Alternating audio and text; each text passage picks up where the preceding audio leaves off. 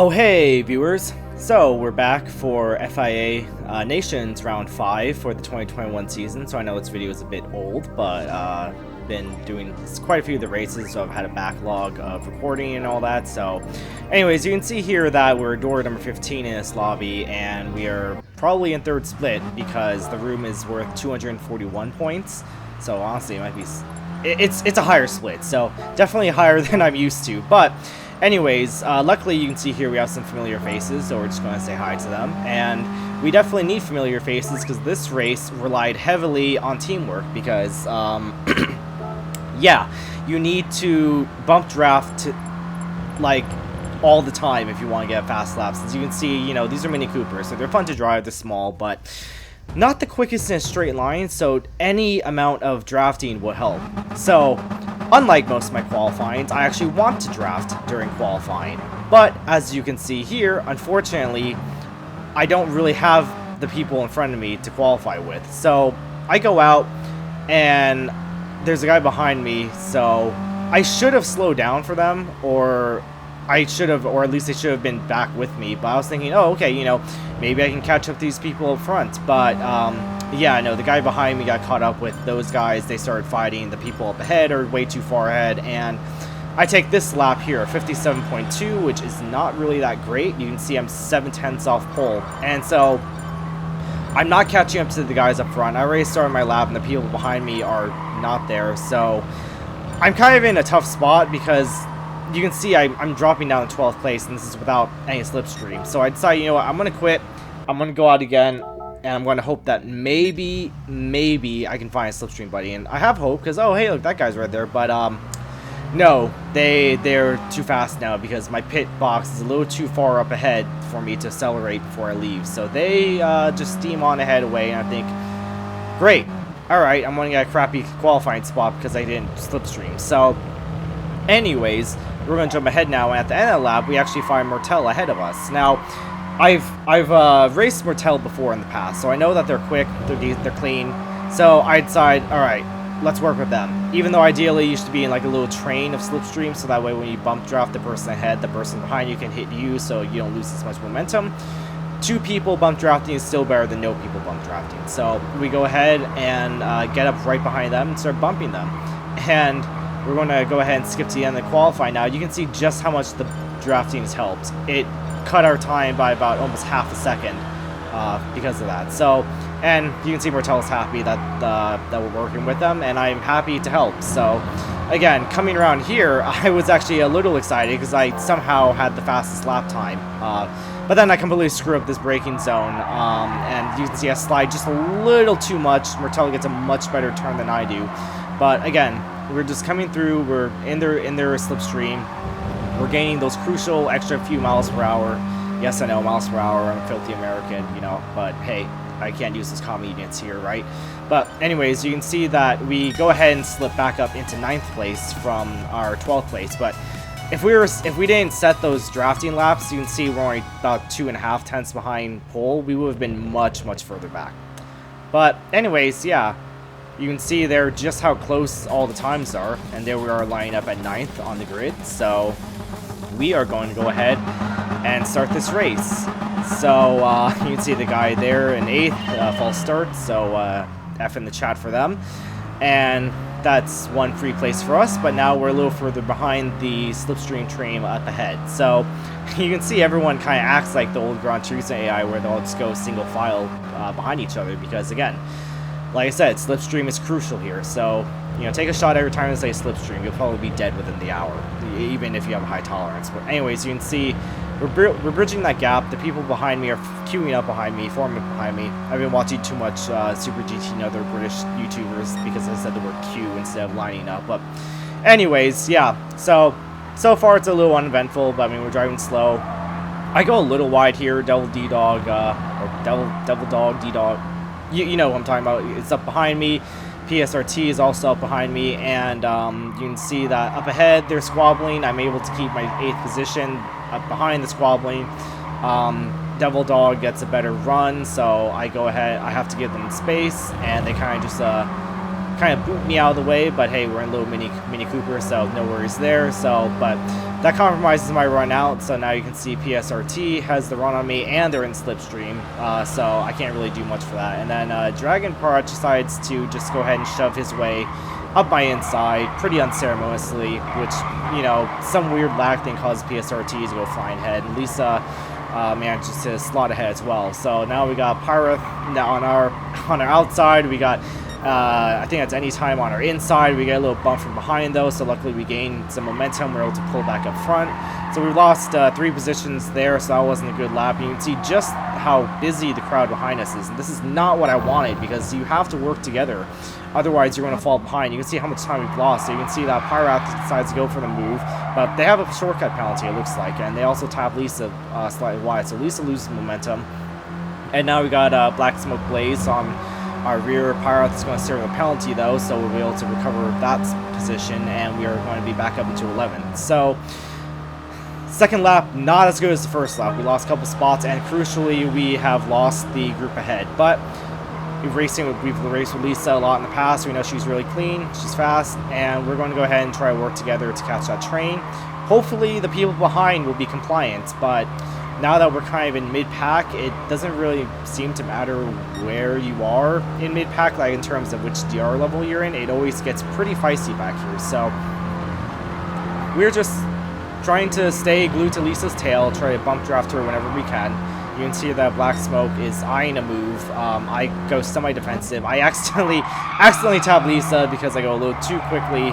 She braked a little more than I thought, so Black Smoke is able to make the move on the inside, but I still have it. I try to back out. They decide they want to have more space now than that, whatever, but yeah, that completely ruins my run through there. So I dropped down to 13th, and unfortunately 14th is now catching up in my slipstream. So this race has definitely not gone well so far. I was getting pretty annoyed at how argy-bargy people are getting so early in the race, because all this is doing is just ruining our own chances of winning. So yeah, again, not the most pleased, and I'm out of slipstream range of the group ahead, so I'm thinking, well, this race is probably lost now. But luckily, Pyroth behind us decides to give us the bump and wants to work with us, so that's really good. Now that things have kind of spread out a bit, it's definitely good that we have a little buddy to work with. But luckily, you can see up ahead, they get really feisty into the braking zone, and that allows us to catch right back up to their rear and get right back up into their slipstream. So you can see now we're only, we're gaining on them. We're only half a second. They're fighting a lot, so that compromised their run. Bad for them, good for us though, because it lets us catch up. So you can see that any time is behind Lisa, so I'm going to get in this train, make it a three-car slipstream train, and furthermore, we have the inside for turn 1, so I'm able to recover 12th position, and Black Smoke is just going to have to get behind us in this train. So now that we have quite a few people in here, hopefully we can work together.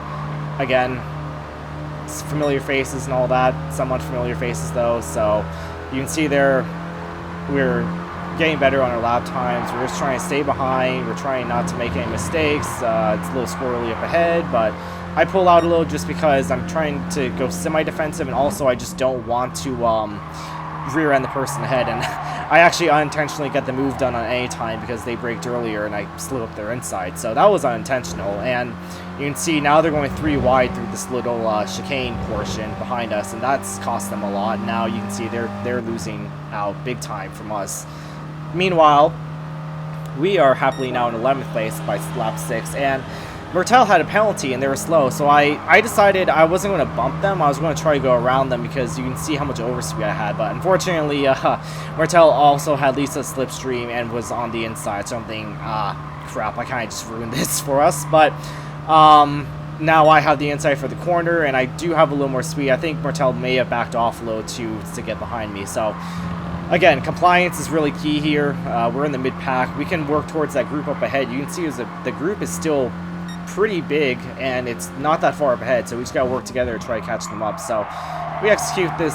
We get through this corner pretty well. You can see there we've caught back a little up to Lisa. We are on their tail. We're in the slipstream. Mertel's behind us, and we know they'll be compliant. So like I said, good to see familiar faces and good to know that you can trust people to race against in this kind of a race. It's super critical.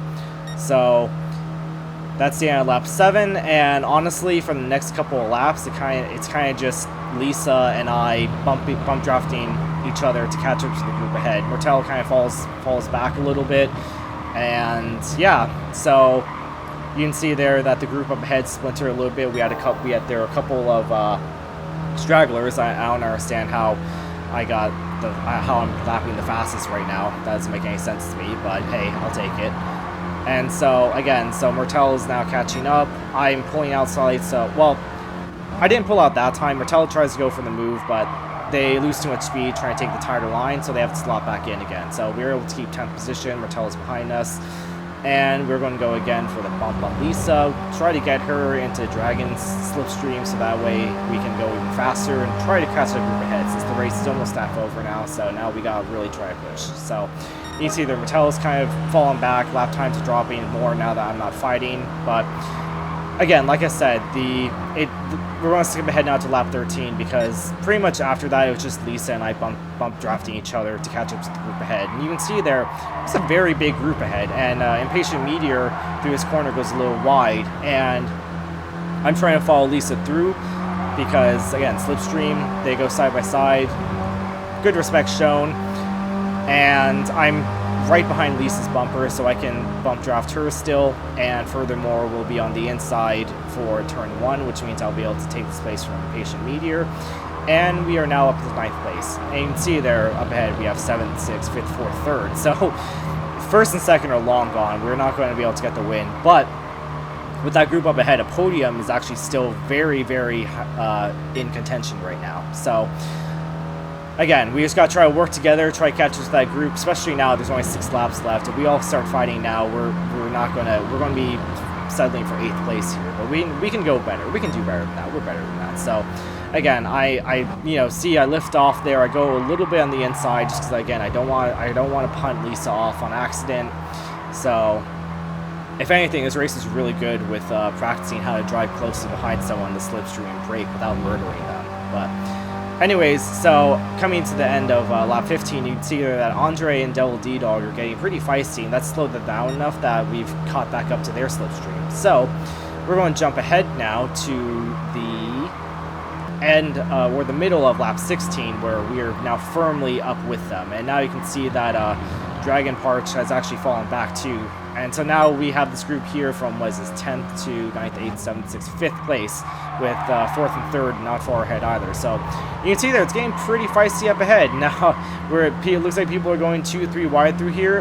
So I try to follow Lisa through, but unfortunately Andre is right there, so have to give them room. I can't just, well, I mean, I could just punt them off, but I'm not a rammer, so I'm not going to do that. So Lisa's able to get up to 7th, I'm still on 9th, but luckily Impatient Meteor is still working with me, and we are still firmly in the slipstream. And you can see here, this is a train from 3rd to 10th. So slipstream, you can see, is pretty important. If you look on the mini-map, you'll see there's a big break and then another train behind us. So gotta try to work together to not let that other train approach us too much, but, you know, the race is coming to an end. So this is when things are going to get a little feistier. People are going to start making more moves.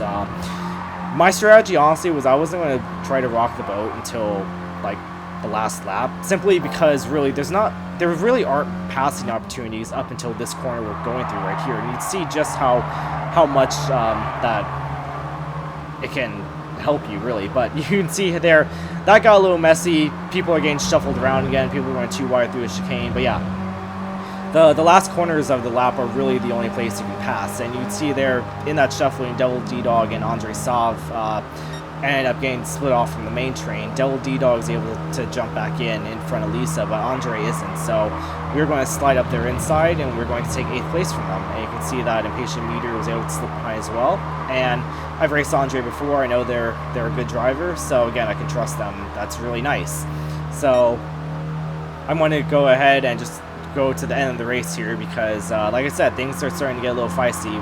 Now that the end's coming, it's time to start taking the gloves off. So you can see here, coming into the corner, we're all single file, but then people are moving to defend, moving to attack. I'm just trying to stay where I am because, again, I wasn't going to go for a move until the last lap or the last 2 laps. Andre behind me is able to make the move on Impatient Meteor, so they've gone up.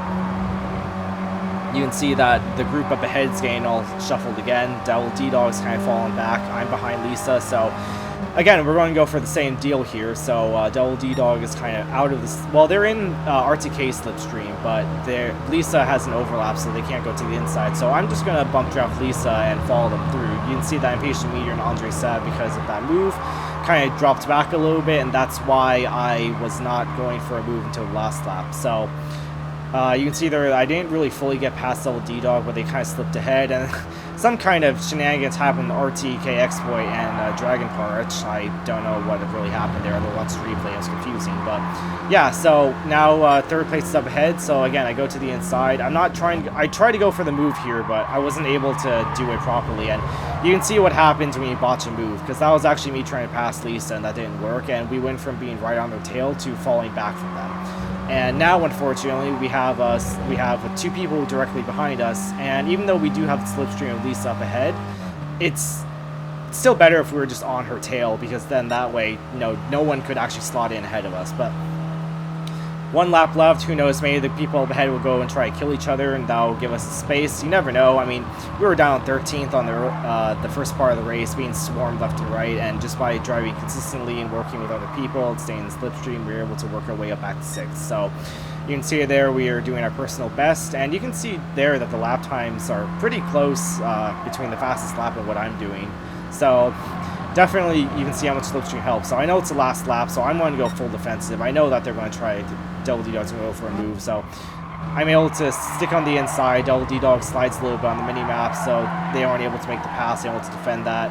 And you can see it's kind of getting a little messy behind me, and I am able to overspeed the group ahead, but is it enough speed before the end of the line? I was hoping maybe I could grab 5th at the end of the line, but you can see the flag right there, and nope, we aren't able to do it. But Lisa did give a little hazard flash. I'm assuming that was just thanking us for our help in the race. And again, I know how important slipstream and teamwork is in this race, so I'm more than happy to help, especially with someone I know I can race and trust.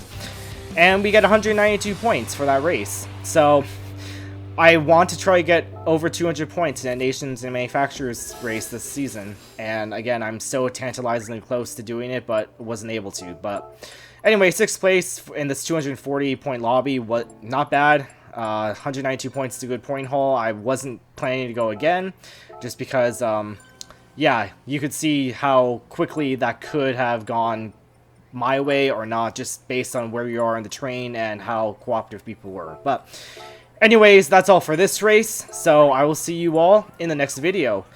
Oh, bye, viewers!